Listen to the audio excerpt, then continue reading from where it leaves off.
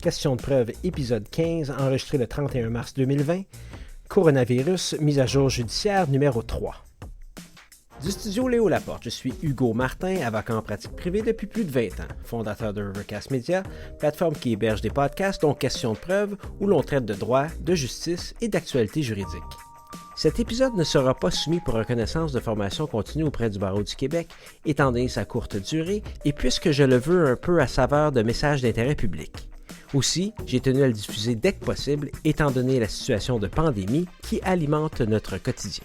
Un peu comme j'ai fait pour les 2 premières mises à jour judiciaires concernant la crise actuelle du coronavirus, je vais commencer par ce que je retrouve sur le site du Barreau du Québec, qui est d'ailleurs une source intarissable, je dois dire, d'informations relativement à la crise actuelle, et simplement aller dans la section « Actualité », où on peut trouver des informations relatives au système de justice, aux tribunaux judiciaires, aux tribunaux administratifs et autres ressources qui ont récemment été annoncées par le gouvernement du Québec et le gouvernement du Canada pour l'aide économique aux salariés, aux travailleurs autonomes.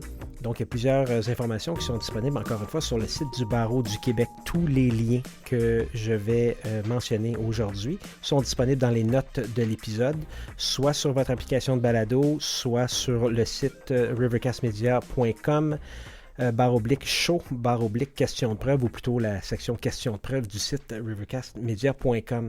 Alors, si je commence avec l'information de base ou initiale sur le site du Barreau du Québec, je parle de la lettre du bâtonnier du Québec, Paul Mathieu Grondin.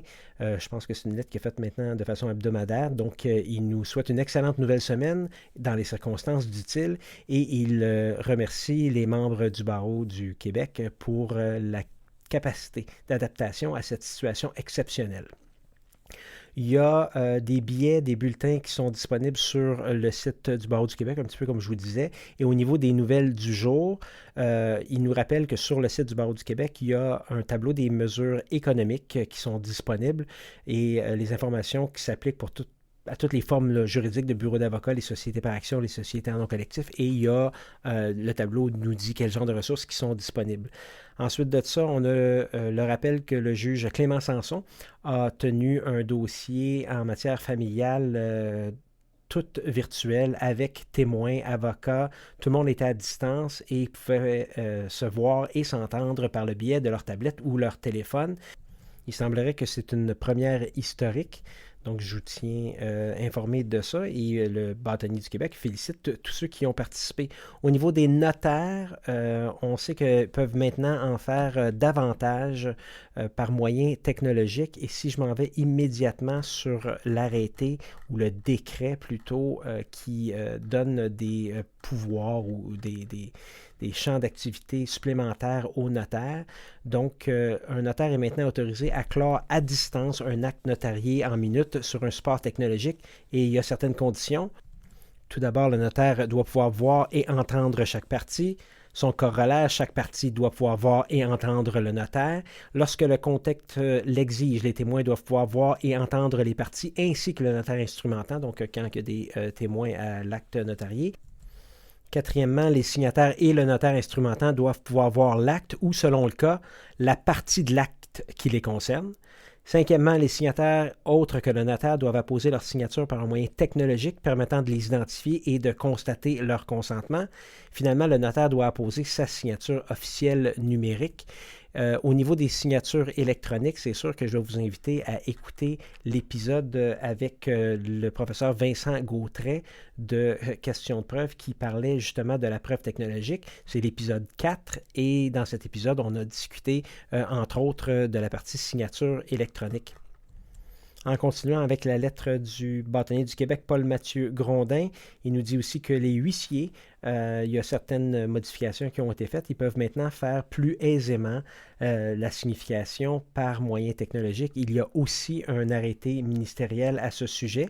La signification d'un acte de procédure par huissier par moyens technologiques selon les règles prévues à l'article 133 du Code de procédure civile, qui mentionne que la notification, finalement, par un moyen technologique, se fait par la transmission du document à l'adresse que le destinataire indique être l'emplacement où il accepte de le recevoir ou à celle qui est connue publiquement comme étant l'adresse où il accepte de recevoir les documents qui lui sont destinés, dans la mesure où cette adresse est active au moment de l'envoi. Deuxième paragraphe, cependant, la notification par un tel moyen n'est admise à l'égard de la partie non représentée que si celle-ci y consent ou que le tribunal l'ordonne. C'est là où l'arrêté ministériel prend tout son sens, puisqu'il prévoit que pendant la période d'urgence sanitaire, la partie non représentée ne peut refuser de recevoir un document par un moyen technologique que pour un motif raisonnable. Évidemment, il y a certaines informations qui doivent apparaître sur le procès-verbal de signification, ceux normalement prévus à l'article 119 du Code de procédure civile. On se souviendra que l'article 119 nous indique que le procès-verbal doit mentionner le numéro du dossier du tribunal et le nom des parties, la nature du document, le lieu, la date et l'heure où la signification a été faite, le nom de la personne à laquelle le document a été remis, sa qualité, s'il y a lieu, ou le lieu où le document a été laissé. Là. Donc, évidemment, il y aura quelques ajustements à faire à ce niveau-là. Le refus, le cas échéant, de recevoir signification ou l'échec de sa tentative d'y procéder, l'état des honoraires et des frais. Donc, c'est sûr qu'avec 119, il y aura certaines informations à gérer ou à filtrer. Et aussi, l'arrêté ministériel mentionne que les éléments de l'article 134, deuxième alinéa, doivent aussi apparaître, c'est-à-dire un bordereau qui indique la nature du document, le numéro de dossier. Donc, grosso modo, il faut aussi un bordereau. Donc, il faut avoir le lien entre le bordereau de signification et les informations qui apparaissent au courriel qu'on peut transmettre. Ou, j'ai dit courriel, mais je veux dire l'endroit de signification électronique. L'arrêté ministériel prévoit finalement que si le destinataire ne dispose pas d'un moyen technologique lui permettant de recevoir notification d'un document, les autres modes de notification prévus au Code de procédure civile peuvent toujours être utilisés. On précise finalement qu'en cas de renouvellement de l'état d'urgence sanitaire prévu par le décret du 20 mars 2020, on en a parlé dans le passé, les mesures prévues par cet arrêté sont renouvelées pour une période équivalente. Donc, ce ne sera pas nécessaire d'adopter un nouvel arrêté ministériel. Si on continue au niveau du barreau du Québec, encore une fois, ils nous informent qu'ils ont reçu plusieurs questions concernant la position du barreau quant à l'utilisation de la vidéoconférence, qui est maintenant devenu un outil privilégié dans le cadre de leur pratique dans le contexte actuel. Le barreau du Québec rappelle des obligations technologiques. Donc, il y a un document qui s'appelle Conseil vidéoconférence, un PDF, et le guide des technologies de l'information, gestion et sécurité des technologies de l'information pour l'avocat et son équipe, le guide des TI. Au niveau de la vidéoconférence plus particulièrement, le barreau rappelle que c'est un bon outil pour communiquer avec ses clients dans le cadre d'un mandat, à condition de respecter les obligations en matière de confidentialité. Dans le guide TI, il y a des sections pertinentes pour assurer que votre outil de communication respecte les obligations en matière de confidentialité. On parle du chiffrement, qui est un moyen efficace pour assurer la confidentialité de communication. On parle de réviser les ententes avec le fournisseur et de bien comprendre et savoir remplir la liste de contrôle pour permettre de valider les obligations du fournisseur choisi et évidemment pouvoir poser les bonnes questions au dit fournisseur. Ça prend le consentement du client aussi. Il est important, le Barreau du Québec nous rappelle, de s'assurer que les obligations en matière de confidentialité de l'information sont respectées, d'informer son client sur les moyens technologiques utilisés dans le cadre du mandat, de même que les risques associés à ceux-ci afin d'obtenir le consentement de ce dernier à leur utilisation. Le barreau n'émet pas de recommandations quant aux fournisseurs à utiliser, mais vous réfère encore une fois à la dite liste de contrôle qui pourrait vous permettre d'avoir une discussion éclairée avec votre fournisseur. Bonne chance pour avoir des discussions éclairées avec Zoom, BlueJeans ou Hangouts Meet. Ceci dit, il s'agit juste de vouloir s'assurer qu'on a un système ou un fournisseur qui permet évidemment une certaine confidentialité des communications que vous allez avoir. C'est un problème, on le sait tous, mais pour l'instant, il faut faire avec ce qu'on a comme outil disponible, surtout lorsqu'on est en plus petit cabinet. Le barreau a aussi un FAQ, obligation déontologique des avocats. C'est un tableau COVID-19. Les questions: quels sont les services prioritaires? Il y a une réponse et il y a une section du code de déontologie dans la 3e colonne où le règlement sur la comptabilité et les normes d'exercice professionnel. C'est très intéressant, c'est très bien fait. Deuxième question: puis-je refuser de rencontrer un client? La 3e question: comment procéder à l'identification des clients à distance? La 4e question: puis-je assermenter une personne à distance? J'exerce en solo et je dois fermer mon cabinet. Que faire? La Sixième question. Mon employeur doit me mettre à pied temporairement. Quelles sont mes obligations face à mes clients? La septième question. Je suis atteint de la COVID-19 et je dois cesser d'occuper dans mes dossiers. Que faire? J'exerce devant des tribunaux et j'ai de la difficulté à savoir quel dossier procède. Que faire? Je n'ai pas accès à mon compte en fidéicommis à distance. Puis-je déposer les sommes reçues dans mon compte d'opération et faire un transfert par la suite vers mon compte en fidéicommis? Réponse est non en passant. Dois-je collaborer avec le directeur de santé publique ou je peux soulever le secret professionnel et refuser de répondre? La réponse est vous devez collaborer. La loi sur la santé publique stipule qu'un directeur de la santé publique peut, dans le cadre d'une enquête épidémiologique, requérir de toute personne qu'elle lui fournisse tout renseignement, même confidentiel. Tenez-vous-le pour dit, un avocat infecté, disons, par la COVID-19 qui ferait l'objet d'une enquête épidémiologique devra collaborer avec le personnel du directeur de santé publique et transmettre la liste des clients avec qui il aurait pu être en contact. Il y a une référence d'ailleurs avec l'article 65 du Code de déontologie des avocats. Ce tableau-là est extrêmement bien fait. Je vous invite à le consulter. Les notes ou le lien de ce tableau sera dans les notes de l'épisode. Finalement, je vous disais aussi que le barreau avait mis un tableau relativement aux mesures économiques annoncées par les gouvernements du Québec et du Canada. Et il y a les mesures économiques pour un salarié. Il y a aussi une section de mesures économiques pour les travailleurs autonomes. Ensuite, il y a les sections de mesures économiques annoncées pour une société en non collectif, une société en non collectif à responsabilité limitée, pour terminer avec les mesures économiques pour une société par action, incluant l'avocat solo exerçant en SPA. Donc, c'est très intéressant, extrêmement bien fait. La version que moi je regarde a été mise à jour à 16h le 27 mars 2020. Il y a aussi toutes les sources.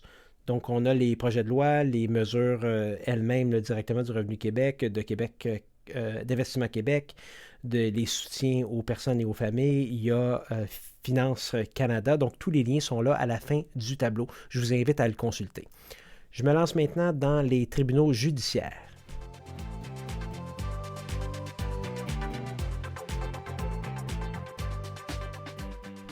Je débute par le plus haut tribunal du pays, la Cour suprême du Canada. Le dernier communiqué que j'ai date du 25 mars 2020, donc après ma dernière mise à jour évidemment, et qui se lit comme suit. Le présent communiqué constitue une mise à jour du communiqué diffusé par la Cour suprême du Canada le 16 mars concernant la COVID-19. La Cour continue de travailler de concert avec divers intervenants du système de justice pour faire face aux problèmes que soulève cette situation exceptionnelle. Les appels qui, selon le calendrier original, devaient être entendus en mars, en avril et en mai, ont été reportés provisoirement au mois de juin 2020. La Cour continue pour l'instant de rendre jugement sur les demandes d'autorisation d'appel ainsi que sur les appels. Jusqu'à nouvel ordre, les séances d'information sur les jugements sur appel organisés à l'intention des médias se dérouleront uniquement par voie de téléconférence. L'accès physique à l'édifice de la Cour suprême du Canada est limité aux personnes dont la présence est nécessaire à la conduite des instances devant la Cour. Les documents judiciaires doivent être déposés par courriel. Il est possible d'obtenir de l'information supplémentaire concernant les procédures modifiées de dépôt de documents judiciaires et les autres mesures prises en raison de la COVID-19 en visitant le site web de la Cour. Pour ce qui est maintenant de la Cour d'appel du Québec, j'ai 3 nouveaux communiqués depuis ma dernière mise à jour. On a celui concernant la notification et signification des actes de procédure par moyens technologiques. J'en ai parlé tout à l'heure. Ils ont une référence à l'arrêté conjoint 4267. Il y a aussi la signification et notification des actes de procédure criminels. On parle des articles 22 et 23 des règles de la Cour d'appel du Québec en matière criminelle et aussi de la signification et notification des actes de procédure pénale, les articles 19 à 29 du Code de procédure pénale.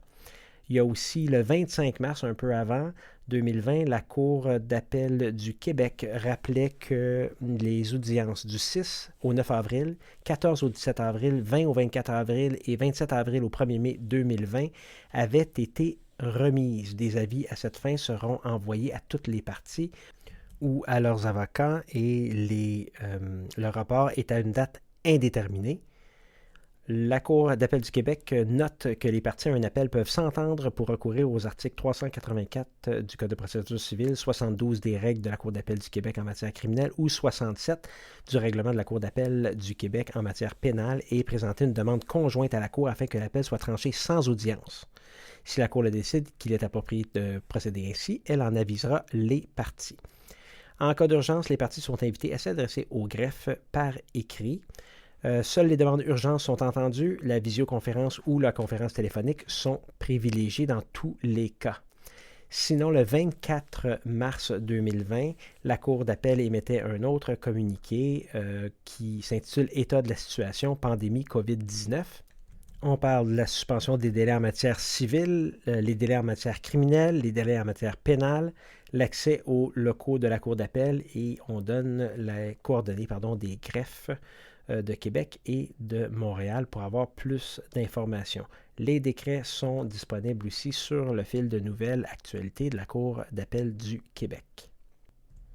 OK, donc après la Cour d'appel, normalement, je devrais vous parler de la Cour supérieure du Québec. Je vais sauter la partie de la Cour supérieure du Québec et la raison est assez simple, c'est parce que les cours supérieures, chacun des districts a des règles différentes. Donc, si je regarde les messages, directives, mémos, depuis ma dernière mise à jour, on aurait le district de Beauharnois, Iberville, Chambre criminelle, division d'appel de Montréal, Chambre civile et familiale à Montréal, division de Québec, district de Joliette, district d'Iberville 3 fois, district de Laval, qui a émis, je pense, son premier message. On va y retourner. Le district de Richelieu-Saint-Hyacinthe le 26 mars, district de Montréal le 27 mars, district de Québec le 27 mars. Il y a aussi un message de la Cour supérieure division d'appel pour l'ouverture des termes d'assises le 27 mars 2020. Le message des directives en continu de la Cour supérieure, c'est un autre lien. Donc, au niveau de la Cour supérieure, chacun des districts, chers collègues, je vous invite à aller sur la section Actualité du Barreau du Québec et regarder qu'est-ce qui s'applique pour votre propre district. Je vais juste revenir sur celui de Laval, puisqu'il semblerait que c'est le premier que j'ai remarqué. En tout cas, moi, j'en ai pas parlé dans mes 2 premières mises à jour judiciaires. Le mémo qui a été émis par, laissez-moi aller jusqu'à la fin, la juge Christiane Allary, mentionne pour la Cour supérieure district de Laval, cours de pratique civile et familiale et procès, et c'est à compter du 24 mars. Donc, en effet, je n'en avais pas parlé dans mes 2 autres mises à jour judiciaires. Donc, à compter du 24 mars et jusqu'à nouvel ordre, compte tenu des demandes gouvernementales visant à protéger la santé publique, seules les affaires urgentes seront entendues, rien de nouveau là-dessus. Nous vous demandons de bien vouloir faire preuve de discernement afin de filtrer à la base toutes les affaires qui peuvent être reportées. De plus, dans la mesure du possible, veuillez vous assurer de limiter vos déplacements à la Cour ainsi que ceux des parties. Au niveau des affaires jugées urgentes, les salles de pratique 2.02 graphie spéciale, 2.03 juges siégeant en matière familiale et 2.04 juges siégeant en matière civile seront ouvertes tous les jours de pratique. Elle ajoute que conformément au communiqué de la Cour supérieure publié le 13 mars, celui-là on en avait parlé, seules les matières suivantes seront traitées en urgence: demande pour garde d'enfants et pension alimentaire, demande d'injonction provisoire, saisie avant jugement, ordonnance de mainlevée de saisie, annulation de saisie avant jugement ou contestation d'expulsion, consentement aux soins, habeas corpus, sauvegarde. Les remises de consentement doivent être faites la veille avant 16h30 au numéro de téléphone 450-686-5021, poste 6-2206. Les dates de remise seront d'au moins 90 jours. Toute affaire pour laquelle les parties ou les procureurs ne se présentent pas sera remise sine die. Les reconductions d'ordonnances de sauvegarde sont demandées de consentement, doivent être faites aussi la veille avant 16h30 à l'adresse courriel civile.laval@justice.gouv.qc.ca ou par télécopieur au 450-686-5005. Seules les demandes envoyées à ces adresses seront traitées. Donc, tenez-vous-le pour dit. La demande faite par courriel devra comprendre le numéro de dossier, nom des parties, nom des procureurs, s'il s'agit d'une demande faite de consentement, la date à laquelle on demande la reconduction.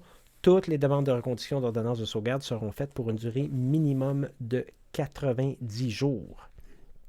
Cependant, dans tous les cas, si les parties consentent, la reconduction pourra être faite jusqu'au prochain jugement. Les ententes à faire homologuer, toute demande non contestée d'homologation d'entente pourra être faite à la même adresse courriel ou par télécopieur au même numéro. Seules les demandes envoyées à ces adresses seront traitées. Les parties doivent cependant s'assurer que le dossier est complet et que les documents suivants s'y trouvent, c'est-à-dire preuve de revenus des parties, formulaire de fixation des pensions alimentaires pour enfants, déclaration selon l'article 444 du Code de procédure civile dans le cas d'une demande d'obligation alimentaire. Ces demandes seront traitées par des greffières spéciales ou, si nécessaire, par un juge. Advenant que le dossier soit incomplet, vous aurez un avis. Si je continue à lire, les demandes de prolongation de délai pour la mise en état du dossier, les demandes d'inscription, les délais de prescription extinctive et de déchéance en matière civile sont suspendus jusqu'à l'expiration de la déclaration d'urgence sanitaire. Par conséquent, il n'est plus requis de produire des demandes en prolongation de délai. Celles déjà produites seront immédiatement remises sine die. Au niveau des procès, les demandes pour garde d'enfants et aliments, de même que celles jugées urgentes, procéderont sous réserve de la disponibilité des ressources judiciaires. Tous les autres dossiers seront reportés et de nouvelles dates vous seront offertes. Au niveau des conférences de gestion, celles déjà fixées sont maintenues, mais auront lieu par voie de conférence téléphonique. La communication sera initiée par le tribunal. Tout document nécessaire à la tenue de la conférence devra être communiqué au plus tard la veille avant 16h30 à l'adresse courriel suivante chantal.pelletier, Peltier, @judex.qc.ca. Au niveau des conférences de règlement à l'amiable, toutes les conférences de règlement à l'amiable du mois d'avril sont annulées. Comme pour tous les autres districts, elle mentionne ou elle parle de l'utilisation des moyens technologiques et indique que dans la mesure où il y a urgence et que les moyens technologiques peuvent être mis en place, la Cour supérieure du Québec, district de Laval, tentera d'y avoir recours. La juge Allary termine en invitant les avocates et avocats de communiquer avec son bureau pour toute demande particulière. Donc, je termine là-dessus au niveau des nouvelles pour la Cour supérieure et je vous invite, comme j'ai dit tout à l'heure, de consulter le site du Barreau du Québec, section actualité pour tous les autres communiqués provenant des autres districts de la Cour supérieure. La Cour du Québec maintenant.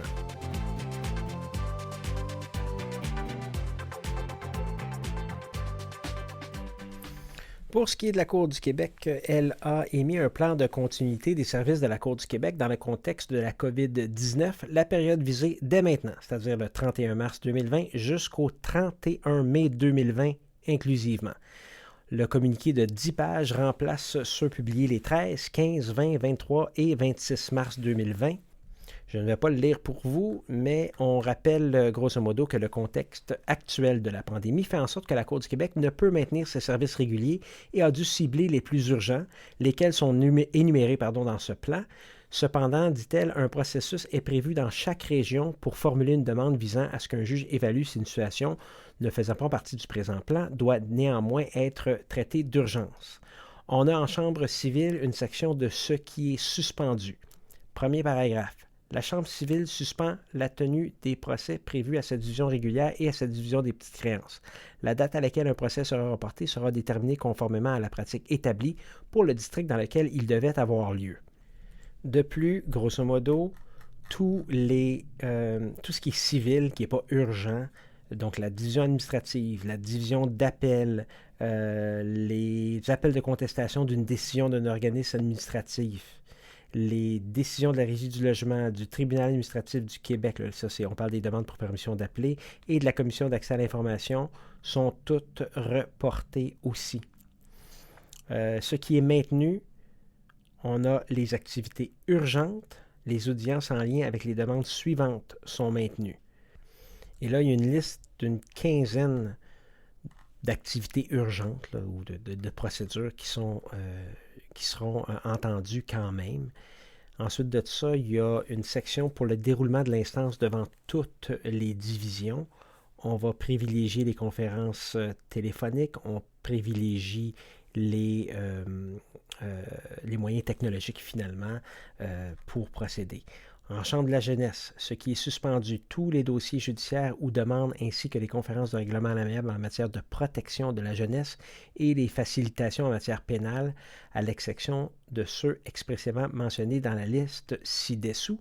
La liste ci-dessous, c'est ce qui est maintenu. On a une section qui est en délinquance, justice pénale pour les adolescents. Et là, dans ce cas-là, on a une dizaine de choses qui sont maintenues. En protection de la jeunesse, la section 2, on a aussi 8 éléments qui sont maintenus. Donc, de ce que je peux lire, c'est assez... On pourrait dire ça fait beaucoup de sens. Là. Qu'est-ce qu'on pense qui est urgent dans notre tête? C'est vraiment un dossier urgent. C'est assez facile à figurer. À partir de la page 8 du plan de continuité de la Cour du Québec, on parle de la Chambre criminelle et pénale. En matière pénale, ce qui est suspendu, tous les dossiers fixés sont reportés. Les défendeurs recevront un avis pour une nouvelle audition par la poste. Ce qui est maintenu, une demande visant le sursis d'exécution du jugement, article 255 du Code de procédure pénale, est la seule procédure considérée urgente. Donc, au niveau des demandes de sursis d'exécution, on parle de comment ça va fonctionner. En matière criminelle, ce qui est maintenu, première comparution des personnes détenues, enquête sur mise en liberté des personnes détenues en vertu d'un défaut mandat, examen de la détention, enquête préliminaire et procès lorsqu'un juge détermine qu'il y a urgence, suivant le processus établi par le juge coordonnateur régional de chacune des 10 régions desservies par la Cour du Québec. Les demandes d'autorisation judiciaire en matière criminelle et pénale sont maintenues. Il y en a le jour, il y en a le soir et la nuit. Ce qui est suspendu, la Cour souhaite reporter tous les autres dossiers, mais ne peut le faire en l'absence des parties sans incidence sur le plan procédural. Ainsi, un procureur du poursuivant doit être présent dans tous les dossiers. Je ne fais pas de criminel, mais ça fait beaucoup de sens. Et évidemment, la personne accusée n'a pas à se présenter à la Cour pour la remise vu les dispositions de l'article 650 et 800 du Code criminel, dans le cas où une personne accusée est représentée par avocat. Cependant, l'avocat doit être présent ou représenté par un membre du barreau. Donc, ce que je comprends, l'avocat de la couronne, l'avocat de la défense doivent être présents pour ce type de remise. Elle mentionne que si vous êtes une personne accusée n'ayant pas d'avocat, ça me surprendrait que vous écoutiez ce podcast, mais on vous recommande de retenir les services d'un avocat ou de communiquer avec la clinique d'assistance juridique COVID-19. Et là, je reviens, on en a parlé plus tôt, dans les autres épisodes, 1-866-699-9729, qui est une excellente ressource et une excellente initiative du CAEJ et du barreau. Et je vous remercie, chers avocats, qui font du bénévolat pour cette ligne-là, du lundi au vendredi. Au niveau encore de la Cour du Québec, je voulais faire une petite précision, puisqu'il y a eu un communiqué à part pour les régions Laval, Laurentides, Lanaudière, Labelle, Mont-Laurier, politique régionale d'application du plan de continuité des services de la Cour du Québec dans le contexte de la COVID-19 qui date du 23 mars, donc c'est après ma dernière mise à jour, mais je pensais que c'était important parce qu'on parle de la Chambre de la jeunesse, LSJPA et dossiers en matière réglementaire. Ils disent que conformément au plan de continuité des services mis en place par la Cour, tous les dossiers devront être reportés à une date ultérieure, à l'exception de ceux spécifiquement mentionnés dans la liste ci-dessous, première comparution des adolescents détenus, enquête sur mise en liberté s'il est détenu en vertu d'un défaut mandat, examen de la détention, enquête préliminaire et procès d'un adolescent détenu provisoirement et toute autre demande jugée urgente. Dans ces régions-là, seulement 3 avocats seront autorisés en salle d'audience. Un représentant du DPCP, un représentant de l'aide juridique, un représentant de la pratique privée. Ainsi, seuls les adolescents détenus et leurs parents seront présents. Les avocats devront en conséquence aviser leurs clients de ne pas se déplacer inutilement puisque l'accès au palais de justice leur sera refusé. Pour les dossiers LSJPA, ils seront tous reportés à une date ultérieure déterminée à l'avance sans autre avis. Les avocats devront communiquer entre eux et se tenir informés. Pour les dossiers en matière réglementaire, ils seront également reportés avec l'envoi par le greffe d'un nouvel avis d'audition. Pour les dossiers qui viennent au rôle pour comparution par voie de sommation, il y aura le PCS prévoit que l'adolescent doit communiquer avec la clinique d'assistance juridique COVID-19 dont les numéros apparaissent au plan. C'est le numéro sans frais 1-866-699-9729. S'il n'est pas représenté lors de la comparution, un avocat de garde le représentera et un avis lui sera acheminé par le greffe pour l'informer de la prochaine date. Si un avocat a été mandaté par l'adolescent pour procéder à la comparution, celui-ci devra en aviser l'avocat de garde qui agira en son nom. Pour les dossiers qui viennent au rôle par le biais d'une promesse de comparaître, l'adolescent qui se présente au palais de justice sera autorisé à entrer et sera dirigé pour rencontrer rapidement un avocat de garde. Ce dernier pourra ensuite libérer l'adolescent et le représenter lors de la comparution. Si l'adolescent ne se présente pas au palais, un mandat d'arrestation dont l'exécution sera suspendue sera lancé par le tribunal et un avis d'audition lui sera acheminé par le greffe pour l'informer de la prochaine date. Au niveau des dossiers de protection, ce qui est suspendu, tous les dossiers judiciaires ou demandes ainsi que les conférences de règlement à l'amiable, à l'exception de ceux qui sont expressément maintenus et qui sont mentionnés dans la liste ci-dessous. demande de prolongation de mesures de protection immédiate selon l'article 47 de la loi sur la protection de la jeunesse, les demandes pour mesures provisoires ou demandes pour hébergement provisoire obligatoire, demandes en vertu de l'article 11.1.1 de la loi sur la protection de la jeunesse, les instructions des enquêtes au fond lorsque l'enfant fait l'objet d'une ordonnance d'hébergement provisoire en centre de réadaptation ou en famille d'accueil, les demandes d'adoption lorsqu'un juge détermine qu'il y a urgence, les demandes fondées sur les articles 35.2 et 35.3 de la loi sur la protection de la jeunesse. Ce sont les demandes de rechercher et d'amener d'un enfant devant le tribunal. Les conférences téléphoniques déjà prévues dans les dossiers de gestion sont maintenues. Toute autre demande jugée urgente suivant le processus établi par le juge coordonnateur régional. Donc, ce communiqué pour les régions Laval, Laurentides, Lanaudière, Labelle en chambre de la jeunesse se termine par la marche à suivre pour les demandes de prolongation des mesures de protection et les demandes provisoires ou demandes d'hébergement provisoire obligatoire. Donc, les articles 47 et 76.1 de la loi sur la protection de la jeunesse et aussi la marche à suivre pour les demandes en vertu des articles 38 et 95 de la loi sur la protection de la jeunesse. Ce sont les audiences des enquêtes au fond lorsqu'un enfant fait l'objet d'une ordonnance d'hébergement provisoire en centre de réadaptation ou en famille d'accueil. Donc, il y a dans ce plan de continuité-là régional qui s'applique en matière de protection de la jeunesse, encore une fois, pour Laval, Laurentides, Lanaudière, Labelle, on a des marches à suivre aussi qui ont été ajoutées à ce communiqué qui sera, comme je le mentionne toujours, ajouté aux notes de l'épisode. Je me dirige maintenant vers le communiqué du 24 mars 2020 qui provient de Justice Québec, qui s'appelle « Suspension des délais en matière de justice pénale ». Donc, la ministre de la Justice annonce la suspension de certains délais en matière de justice pénale. Il s'agit d'une nouvelle mesure visant à préserver les droits des citoyens tout en évitant leur déplacement vers les palais de justice dans le contexte de la pandémie. Ainsi, à l'exception des affaires jugées urgentes par les tribunaux, sont suspendues jusqu'à l'expiration de la présente déclaration d'état d'urgence sanitaire les délais suivants prévus au Code de procédure pénale. Donc, on a une suspension des délais en matière de justice pénale. C'est nouveau depuis la dernière diffusion de ma mise à jour judiciaire en matière de coronavirus, la mise à jour judiciaire numéro 2, et je pensais que c'était important de le mentionner. Les délais qui sont suspendus sont ceux pour retenir la chose saisie ou le produit de sa vente et en demander la prolongation, les délais pour transmettre un plaidoyer à la suite de la signification d'un constat d'infraction, les délais pour produire une demande de rétractation d'un jugement rendu par défaut, pour interjeter un appel devant la Cour supérieure, pour produire un acte de comparution à la Cour supérieure, pour demander un appel sous forme d'une nouvelle instruction, pour demander une permission d'appeler à la Cour d'appel, pour produire un acte de comparution à la Cour d'appel, pour produire un mémoire et une preuve de sa signification au greffe de la Cour d'appel, pour payer une somme due au percepteur et pour exécuter des travaux compensatoires. De même, les délais pour retenir la chose saisie ou le produit de sa vente et en demander la prolongation prévue aux articles 40.4 et 40.7 de la loi sur l'administration fiscale sont suspendus pendant cette période. Aussi, malgré les articles 96 et 103 du Code de procédure pénale, toute perquisition peut être autorisée par télémandat.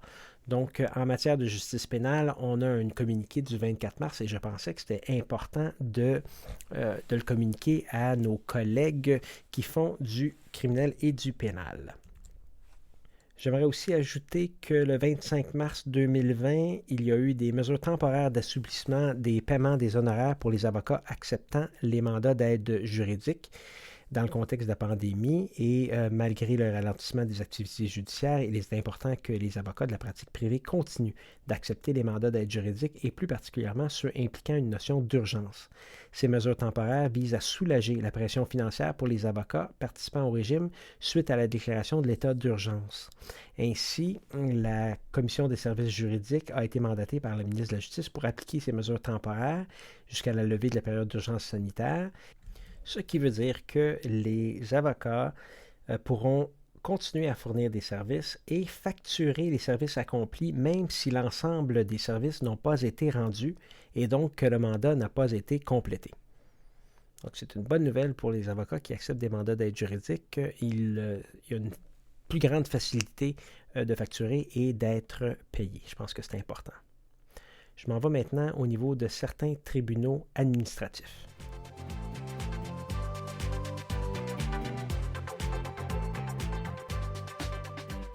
Je commence par le Tribunal des droits de la personne qui ont émis un plan de continuité pour la période du 30 mars au 31 mai 2020 inclusivement et le communiqué remplace ceux publiés les 16 et 20 mars 2020.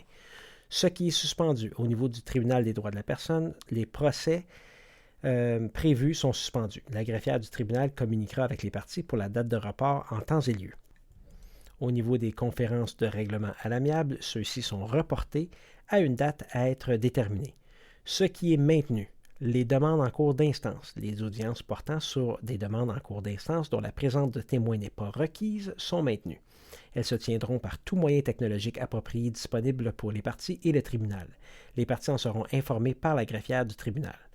Les conférences préparatoires et les conférences de gestion sont maintenues et se tiendront par voie téléphonique. Je vais parler maintenant du tribunal administratif du travail qui, le 30 mars, a annulé toutes les audiences et séances de conciliation en personne jusqu'au 17 avril 2020, à l'exception des cas urgents, c'est-à-dire les demandes d'ordonnance urgente en vertu du Code du travail, les demandes de sursis, les demandes de redressement en services essentiels, les avis de grève dans les services publics et les droits de refus. Le TAT rappelle aux parties qu'elles ont toutefois la possibilité de demander à la présidente de maintenir votre audience ou la séance de conciliation si vous croyez qu'un préjudice sérieux ou irréparable sur le plan personnel, matériel ou environnemental risque d'être causé. Pour ce faire, écrivez à l'adresse de courriel communication avec un S @tat.gouv.qc.ca.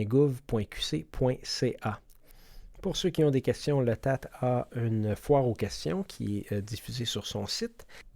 En ce qui a trait aux services donnés par le tribunal administratif du travail, celui-ci rappelle que l'accès au bureau est limité aux personnes convoquées aux audiences ou aux séances de conciliation urgentes et les locaux sont fermés au public, mais le personnel est à pied d'œuvre par télétravail. Les conférences préparatoires ou de gestion, de même que les séances de conciliation qui peuvent se faire par téléphone, continuent de se tenir. Le personnel de soutien administratif continue de traiter la correspondance reçue et de procéder à l'ouverture des dossiers.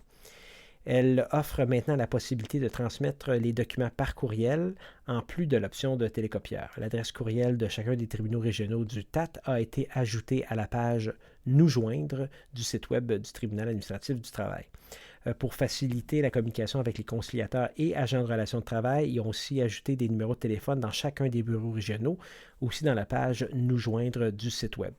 Pour connaître le nom du conciliateur affecté au dossier de la Division de la santé et de la sécurité au travail, vous pouvez accéder au service historique d'un dossier qui est en ligne et y inscrire le numéro de dossier. La récupération du courrier livré par Poste Canada étant plus difficile, il demande de déposer les documents et les formulaires en utilisant les services en ligne. Au niveau de la suspension des délais en matière de justice administrative, on rappelle que le 21 mars 2020, la ministre Lebel a annoncé la suspension de certains délais en matière administrative et cette suspension s'applique pour toute la période de l'état d'urgence sanitaire, soit depuis le 13 mars 2020. En conséquence, le tribunal administratif du travail nous rappelle que tous les délais pour introduire une affaire sont suspendus à l'exception de ceux prévus à l'article 22 du Code du travail. C'est l'article qui traite des délais d'accréditation des associations de salariés. Le communiqué du tribunal administratif du travail se termine par une section qui s'appelle « Rôle du TAT en matière de services essentiels ». Il précise que la compétence de la division des services essentiels du tribunal administratif du travail se limite aux services essentiels à maintenir dans les services publics lors d'un conflit de travail, grève ou lockout.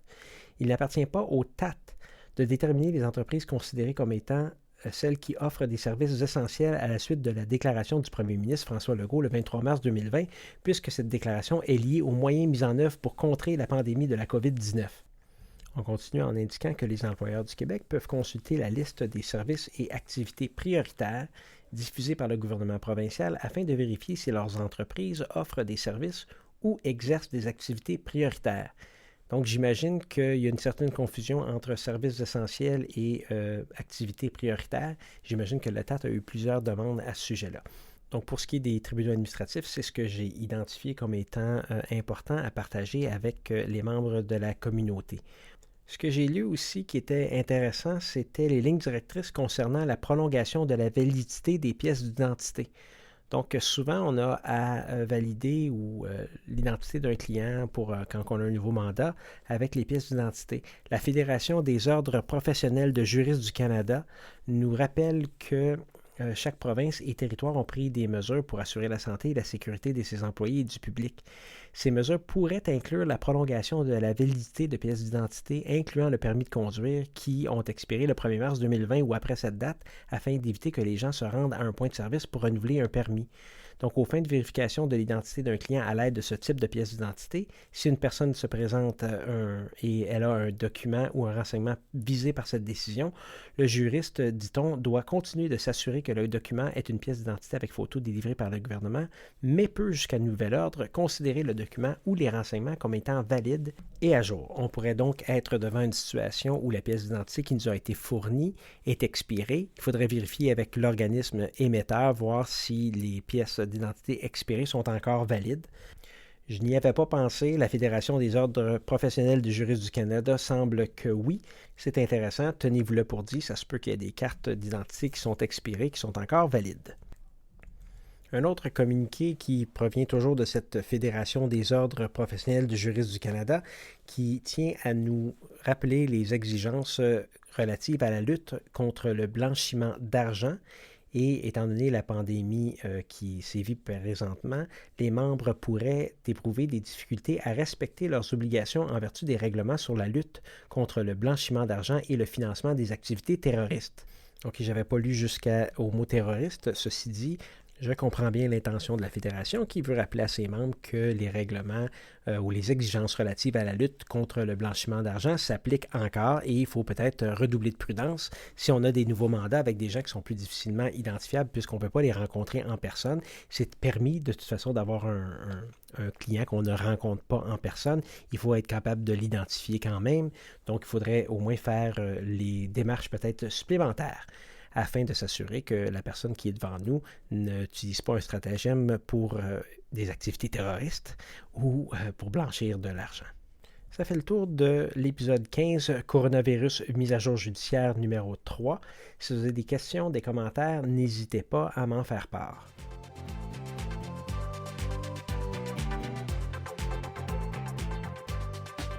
Je réitère ma demande, venez parler des impacts juridiques de la COVID-19. On va produire et diffuser des épisodes rapidement, sans attendre les attestations du Barreau du Québec. Ça viendra plus tard. Pour l'instant, il faut partager l'information, favoriser l'accès à la justice.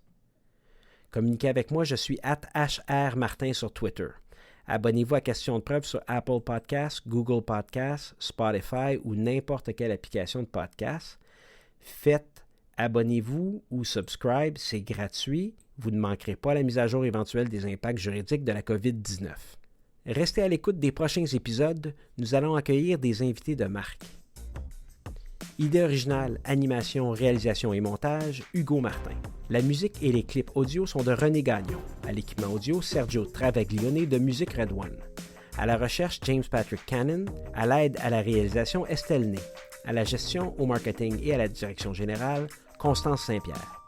Ce podcast est une production Rivercast Media SA. Et rappelez-vous, prêtez attention aux personnes à risque autour de vous.